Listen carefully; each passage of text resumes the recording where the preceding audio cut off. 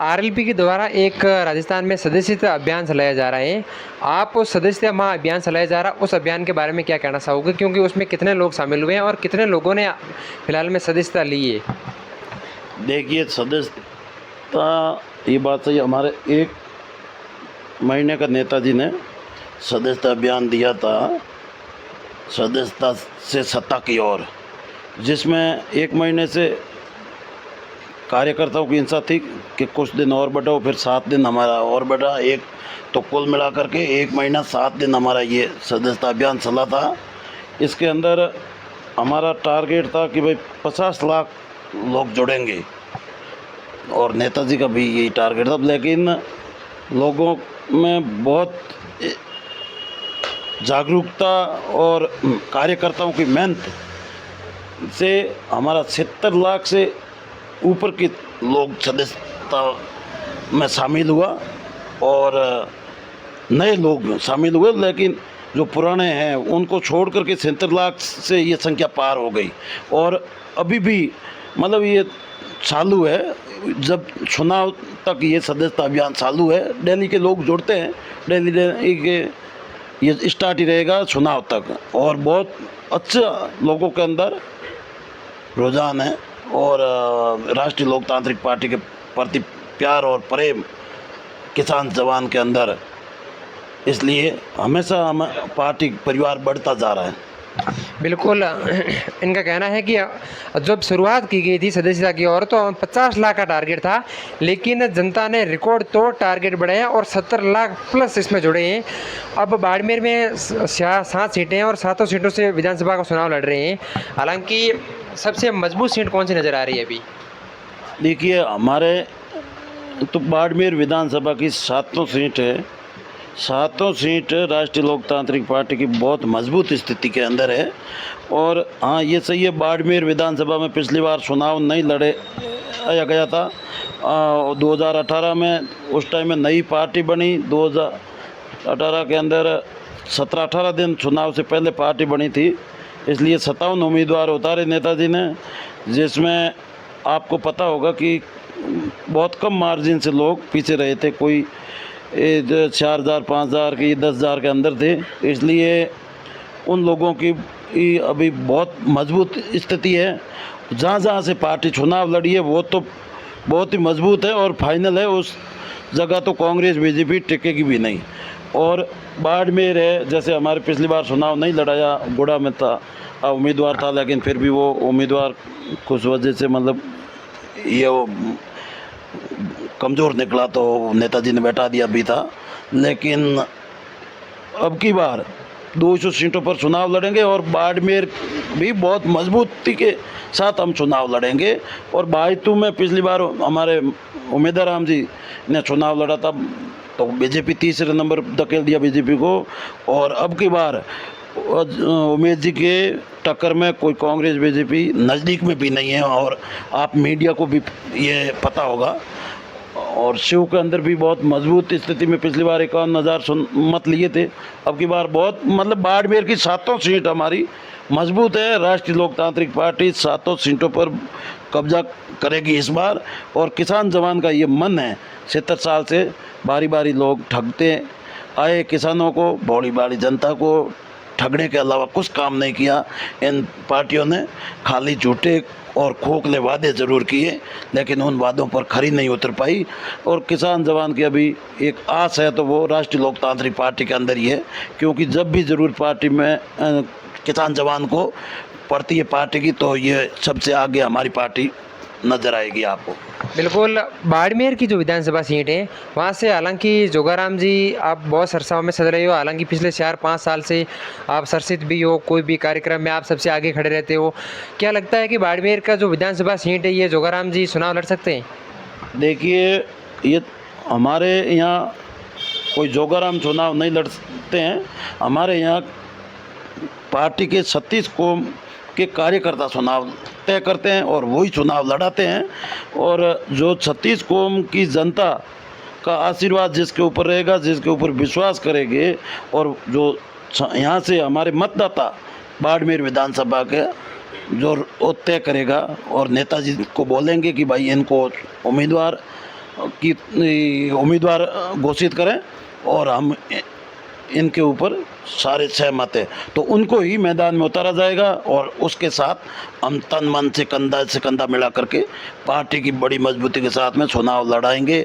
और अगर सबकी हिंसा सर्व समाज की और पार्टी की और पार्टी के कार्यकर्ताओं की, नेताजी की, ये अगर हमारे प्रति रही तो हम भी लड़ेंगे, लेकिन जनता का आशीर्वाद रहा वो ही हमारा उम्मीदवार होगा और बोतल के निशान के ऊपर हम मत करेंगे। और हनुमान बेनीवाल की जो किसान जवान के साथ में हमेशा जो वादे करके पार्टी बनी है उनके ऊपर मत करेंगे। बिल्कुल, आरएलपी राजस्थान की 200 विधानसभाओं पर चुनाव लड़ रही है। आपकी जो विशेष मुद्दे क्या है जनता के सामने आपको विशेष मुद्दा रख रहे हो ताकि उन मुद्दों को लेकर जनता आपके साथ में जुड़े और आपको वो मजबूत दावेदार के साथ में आगे भेजे और विधानसभा में आपको प्रत्याशी के रूप में आगे विजेता हासिल करवाए। आपके जो मुख्य मुद्दे हैं वो एक बार जनता को जरूर बताएं। देखिए, हमारा मेन एजेंडा है पार्टी का जो किसान जवान की हित को लेकर के पार्टी का गठन हुआ था। उस वक्त संपूर्ण कर्ज माफ हो किसानों का और किसान कर्ज मुक्त हो, हर हाथ को रोज़गार हो, 80% स्थानीय लोगों को रोज़गार मिले। जो जैसे आप देख लो, वो हमारे यहाँ कैन वेदांता बहुत बड़ी कंपनी है, नागाना के अंदर, गुड़ा मालानी के अंदर और रिफाइनरी पचपदरा के अंदर है। यहाँ थोवली के अंदर बहुत बड़ा प्लांट कोयलों का भी है। तो इस जगह आज ये स्थिति है, जो नौकल हमारे यहाँ के लोग हैं वो 10% भी नहीं होंगे और वो हमारे लोग यहाँ से बाहर जाते हैं काम के लिए और हमाली का काम करने के लिए जाते हैं परेशान होकर के। और यहाँ जो है कंपनियों के अंदर वो बाहर के लोग यहाँ काम के ऊपर लगा रखे हैं। तो हमारा पहला मुद्दा ये रहेगा कि 80% यहाँ के नौकल किसान जवान के बेटों को रोज़गार मिले, उसके ऊपर हम काम करेंगे। फिर यहाँ के 80% नौकल संसाधन लगे, चाहे बड़ी गाड़ियाँ हो, चाहे छोटी गाड़ियाँ हो या कोई मशीनरी हो, कोई भी हो संसाधन में, जो यहाँ के हमारे किसान के बेटों का संसाधन लगे ताकि उनको बाहर दर दर की ठोकरें नहीं खानी पड़े और बाहर भटकना ना पड़े। हमारे घर के आगे रोज़गार है, लेकिन इन रोज़गार में हमारा भागीदारी कैसे बन सके उस पर हम काम करेंगे। ये हमारा मेन एजेंडा रहेगा। फिर किसानों को 24 घंटा बिजली मिले और जो कृषि लोग जो अपनी किस्मत आजमाते हैं तो उनमें किसानों को दिन में बिजली मिले ताकि वो ठंड में रात को किसान परेशान ना हो, दिन में उनको टाइम पर बिजली मिले और सही समय पर बिजली मिले ताकि किसानों की फसल ख़राब ना हो सके। इनके ऊपर हम ये काम पहली प्रक्रिया बनाएंगे। फिर आपका ये हो गया, आप देख रहे हो 15 साल से यहाँ एक ही विधायक है और वो कांग्रेस का विधायक है। वर्तमान कांग्रेस की सरकार है और इनसे पिछली बार भी कांग्रेस की सरकार थी, 2 बार कांग्रेस की सरकार, 1 बार बीजेपी की सरकार, 3 बार यहाँ के विधायक है मेवाराम जी वो है। लेकिन जनता ने बार बार ठगने का काम किया और जनता ने बार बार धोखे में रखा और ये मैसेज दिया कि आपको हम कर्ज मुक्त करेंगे। पिछली बार आए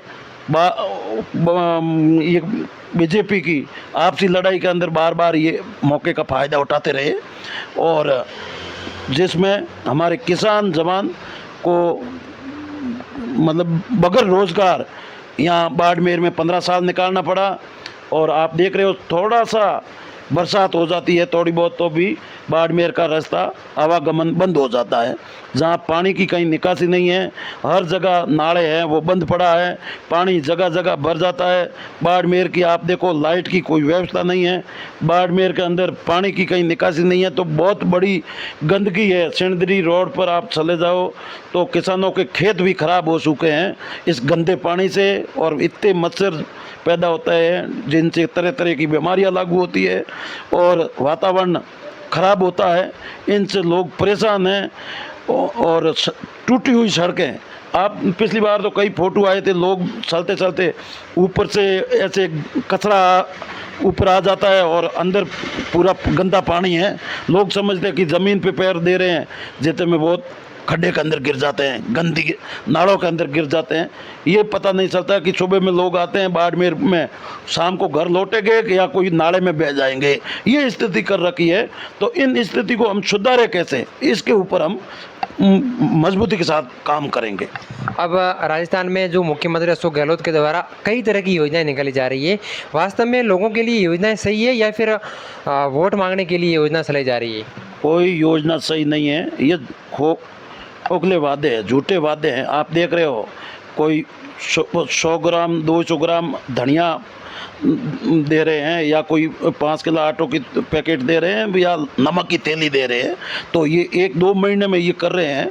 तो आप बताओ, इनकी अगर किसानों के पक्ष में इनकी मंशा होती तो ये इनकी जब सरकार बनी उस दिन ये देते, लोगों को हर घर को पैकेज देते, तो हम समझते कि ये जनता के प्रति कर रहे हैं। लेकिन अभी देखो कि 1-2 महीने का समय बचा तो ये आटे की पैकेज देते, या लून नमक मिर्ची जो मार्केट में फेंकने के लायक होती है ना, वो अपना चमकीला फोटो लगा करके हर घर को, मतलब उनका प्रसार कैसे पहुंच सके, वो स्थिति के अंदर ये लोग काम कर रहे हैं। और जहां मार्केट में कहीं नहीं बिकने वाली चीज़ है वो जनता को दे रही है, उनसे और जनता बीमार पड़ रही है और जनता नकार चुकी है। और उन पैकेटों को जब खोलते हैं तो अंदर से सड़ा हुआ सामान निकलता है, तो वो जनता बाहर ज़मीन के अंदर गाड़ रही है। बाहर फेंकने से कि कोई पशु खा जाएगा तो वो भी मर सकता है। बिल्कुल, एक जो फ्री मोबाइल योजना के बारे में सरकार ने एक नई योजना लॉन्च की है, और हालांकि कई तरह के लोग बयान देते हैं फ्री मोबाइल योजना के बारे में। अब कई महिलाओं और लोगों का बयान है कि अगर इसकी जगह फ्री मोबाइल की जगह सिलाई मशीन दी जाए तो किस प्रकार रहेगा? देखिए, मोबाइल ये कोई विकास में आता है क्या? मोबाइल से कौन सा भाई विकास बढ़ेगा, कौन सी जागरूकता फैलेगी? उल्टा मतलब बच्चों की पढ़ाई ख़राब होगी। ये बात आप बोला, ये सही बात है। बच्चे उनके अंदर लग जाते हैं खिलौना देखने के लिए, और जो खास करके लड़कियों को और विधवाओं को ये मोबाइल बांट रहे हैं, तो उस लड़कियों की भी पढ़ाई ख़राब हो रही है। और उसकी जगह अगर ये कोई विधवा महिलाओं को, हमारी माताओं बहनों को अगर ये हेल्प करते तो कोई सिलाई मशीन की करते, या फिर कोई उनकी पेंशन बढ़ाते, तो उनको थोड़ा बहुत सहारा मिल जाता विधवा माताएं बहनों को, कि भाई 2-3 हज़ार पेंशन में बढ़ा दिया तो उनका गुजारा हो जाता। लेकिन ये मोबाइल से कौन सा उनका भाई ये पेट भर जाएगा क्या? भूख नहीं लगेगी ये, और उनसे कोई कमाई थोड़ी बढ़ेगी मोबाइल से। मोबाइल क्या है? उल्टा मतलब इनको पता था कि अभी सरकार तो आने वाली है नहीं और पैसे हड़पे हैं जनता का, तो कैसे हम इनको हजम कैसे करेंगे? तो कुछ तो इससे ये खाने की सामग्री के ऊपर 100-150 की चीज़ को अपने 500-1000 में खरीद करके अपनी कमाई कर रहे हैं, और बाकी के अपना प्रसार भी कर रहे हैं। इधर मोबाइल में है तो ये 2,000-2,500 का मोबाइल है, इनके ऊपर भी ये कमा रहे हैं, और जनता का पैसा है। कुछ न कुछ तो विकल्प निकालें, ऐसे ही हम खाएंगे कैसे? इसलिए ये इनको अपनी कमाई करने का एक जरिया ढूंढा। और हमने कई भी वीडियो भी देखा था, आपने भी देखा होगा, कहीं तो वो मोबाइल ब्लास्ट भी हो गए, जहाँ कोई की मौत भी हो सकती थी। उसमें इतना घटिया क्वालिटी का मोबाइल दिया, वो पड़ा अलमारी में फट गया था। एक हमने वीडियो देखा था महिला का, जिसमें उनके कपड़े गहने भी खराब जल गए थे। तो ऐसा घटिया मोबाइल दे करके भी लोगों के अंदर उल्टा ये मतलब गंदगी फैलाने का काम किया है। बिल्कुल, हमारे साथ में बाड़मेर आरएलपी ब्लॉक अध्यक्ष जोगाराम जी हैं। इनका कहना है जो राजस्थान की सरकार है नई नई योजनाएं निकालती हैं और लोगों को गुमराह कर रही है, और आरएलपी पार्टी है ये मजबूत दावेदार के साथ में चुनाव लड़ेगी और 200 सीटों पर चुनाव लड़ेगी, और कांग्रेस और बीजेपी दोनों सरकारों को पछाड़ेगी, और राजस्थान में एक मजबूती के साथ में अपनी दावेदारी पेश करेगी, और लोगों की हर समस्या का समाधान के लिए हमेशा लोगों के साथ में खड़ी रहेगी। इसी के साथ में आप सभी का बहुत बहुत धन्यवाद है। राम राम।